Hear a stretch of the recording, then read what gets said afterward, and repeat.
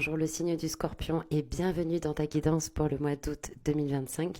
On retrouve dans tes énergies trois arcanes majeures, l'ermite, la maison Dieu et les amoureux à l'envers. Dans ton énergie avec l'ermite, il y a un gros travail d'introspection qui est en train de se faire et dans le secret. Tout le monde n'a pas besoin effectivement de savoir ce qui te traverse et ce qui te travaille. Donc il y a vraiment une notion de quelque chose qui se fait à l'abri des regards, une introspection, une réflexion, des questions, peut-être sur soi-même, sur son existence, sur la voie à suivre, sur les démarches à faire. Il y a quelque chose aussi de lent, donc c'est important de respecter le temps dont tu as besoin pour trouver les réponses à tes questions, mais aussi tout simplement tout ce temps de réflexion semble nécessaire. Ça peut aussi nous indiquer qu'il y a une part de toi qui se protège beaucoup. Peut-être que tu ressens moins le besoin de t'exposer, peut-être que tu es moins accessible parce que tu es comme en retrait, en observation, en maturation, en réflexion. Avec ça, on a la maison Dieu à l'endroit qui nous explique qu'il y a peut-être des choses autour de toi qui sont en train de s'effondrer. Petite parenthèse, on a la maison Dieu et l'amoureux qui sont deux arcanes opposés. Donc là, ça peut nous parler directement au niveau de tes relations ou au niveau des choix que tu as faits ou que tu es en train de faire. Mais avec la maison Dieu, il y a cette idée, si tu veux, qu'il peut y avoir des bouleversements autour de toi, des changements, des choses qui s'effondrent pour mieux se reconstruire et qui t'invite en fait à peut-être voir les choses sous un autre angle. Parce que Maison Dieu, elle est traversée par la foudre divine. Donc il y a peut-être comme ton moi supérieur, ou peut-être le monde invisible, l'intelligence de la vie, l'univers, Dieu, ce qui marche le mieux pour toi, il y a quelque chose qui cherche à s'engouffrer en toi. Ça peut être ton moi supérieur, ton âme, comme des entités lumineuses, célestes, le monde invisible, etc. Il y a quelque chose qui veut t'apporter son aide. Pourquoi? Parce qu'avec la maison Dieu, on nous parle d'orgueil. On nous parle de choses qui se sont établies dans le temps et sur lesquelles on s'est accroché avec rigidité. Oui, mais tu comprends, j'ai toujours fait comme ça, ou on a toujours fait comme ça. Et en fait, dès qu'on est dans une forme de sclérose, là, il y a un problème, tu vois, dans le sens où il y a des choses sur lesquelles peut-être ça peut être positif dans le temps, mais d'une manière générale, ça peut nous porter préjudice. Et c'est pour ça que, eh bien, parfois, la vie, hop, on voit des bouleversements et des changements de situation pour nous permettre de remettre en question et de dire, ok, est-ce que ça, je le veux vraiment dans ma vie? Est-ce que cette brique dans ma maison, elle apporte vraiment quelque chose ou pas? Les amoureux à l'envers peut nous dire qu'il peut y avoir des doutes, il peut y avoir une problématique de positionnement, une problématique de choix. Donc il y a peut-être une grosse remise en question que tu es en train de vivre en ce moment sur des choses du passé ou des choses actuelles qui nécessitent ton attention, qui nécessitent du temps. Donc c'est ok, si tu en as besoin, prends-le ce temps. Maintenant, sache que, tu vois, c'est comme quand l'eau, elle stagne, au bout d'un moment, il y a le développement de certaines choses, puis elle peut devenir malodorante, etc. Tu vois, si tu prends comme image la source, une source, qu'est-ce qu'elle fait? Une source, elle jaillit. Une source, elle est tout le temps en train de couler, elle est tout le temps en train de se régénérer, tu vois. Et le scorpion, on est dans cette énergie-là de régénération. Donc ne prends pas peur par rapport à ce qui se passe autour de toi, mais observe et vois dans quelle mesure ça t'aide et ça t'apporte quelque chose. Au niveau du message, on a la force à l'envers avec le 2 de bâton et le valet de denier. C'est intéressant, il y a beaucoup de scorpions qui sont nés en novembre et qui donc ont dans leur nature profonde de référentiel de naissance la force qui nous parle de centrage, qui nous parle de s'ancrer, qui nous parle de maîtrise. Là, elle est à l'envers. Donc, qu'est-ce que ça nous dit? Ça peut nous indiquer le fait qu'il y a des choses que tu portes qui ne t'appartiennent plus. Tu vois, tout le poids de la carte est ici. Quand elle est à l'endroit, cette carte, le poids est en bas. Mais dès qu'elle est à l'envers, hop là, tout le poids est là.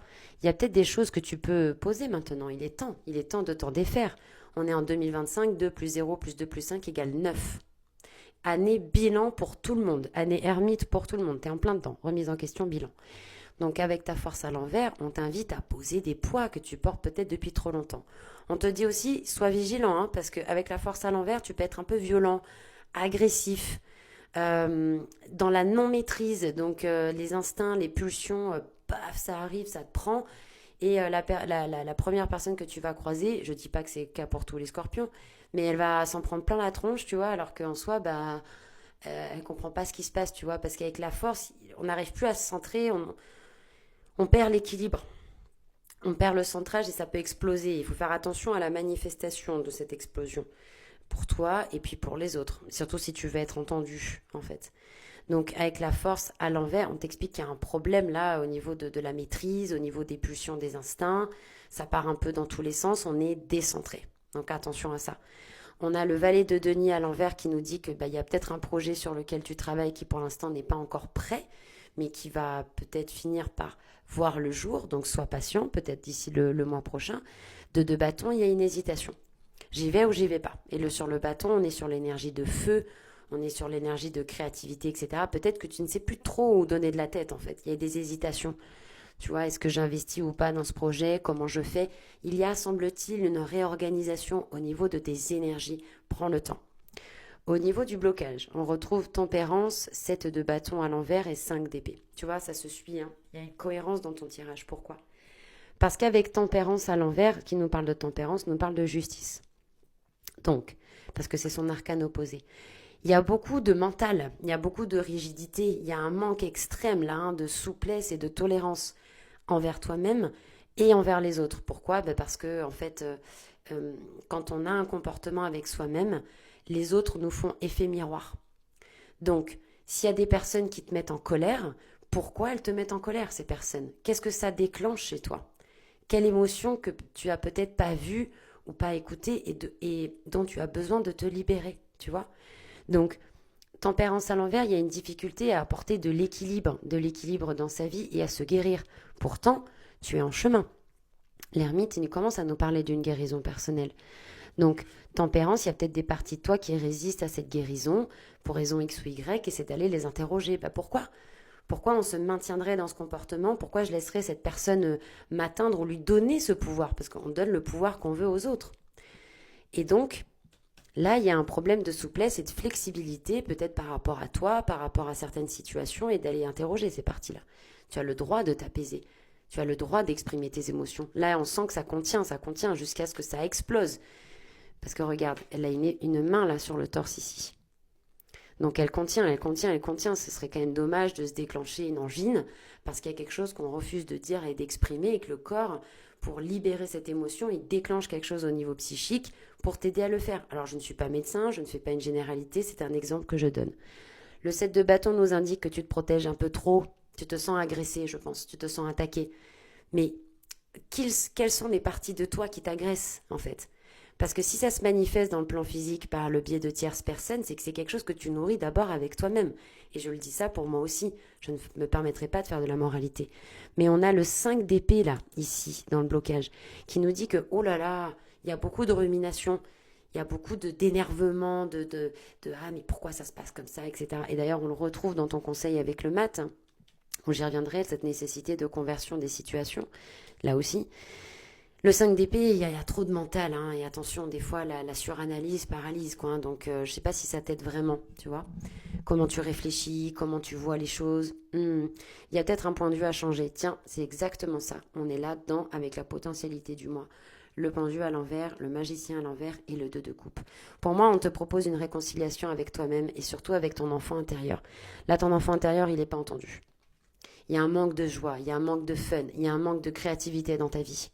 Comment ça se fait qu'on en arrive là? Il n'y a pas de jugement quand je dis ça. Mais où est la créativité? Où est l'humour? Où est la joie? Où est la légèreté dans ta vie? Donc, le magicien, on te dit, il ne tient qu'à toi de prendre ce nouveau départ et de te dire, ok, je vais repartir sur un nouveau pied, un nouveau bon pied. Je vais mettre en place des choses qui me font du bien, des choses où je prends du plaisir à le faire. J'initialise un nouveau changement, tu vois? Hop, l'ermite, et ici on a le battleur. Avec le pendu à l'envers, dans la potentialité du moi, pour moi, on te propose de mettre de la conscience dans les choses.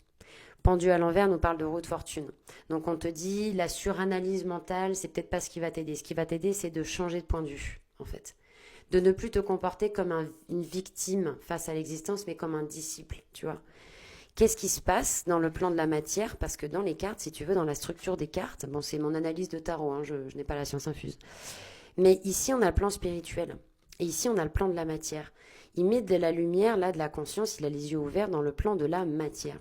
Sauf que là, elle est à l'envers. Donc, on dirait, au vu des arcanes que tu as, que l'intelligence de la vie est en train de te proposer de voir les choses sous un angle différent.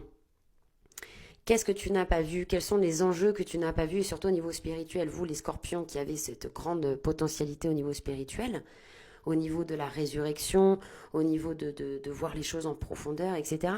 Il y a quelque chose qui se passe dans ta vie, tu peux avoir des épreuves en ce moment, mais c'est en train de t'apprendre quelque chose sur toi-même et sur comment évoluer pour te sentir mieux. Encore une fois, il n'y a pas de jugement sur qui tu es, mais qu'est-ce que je n'ai pas vu qui, au final, si j'en prends conscience, je peux changer de point de vue et je peux avancer, tu vois. Deux coupe, c'est ce dont je te parlais par rapport à la réconciliation avec toi-même, de voir ces parties de toi, toutes ces parties de toi et de les prendre dans tes bras, de parler avec elles.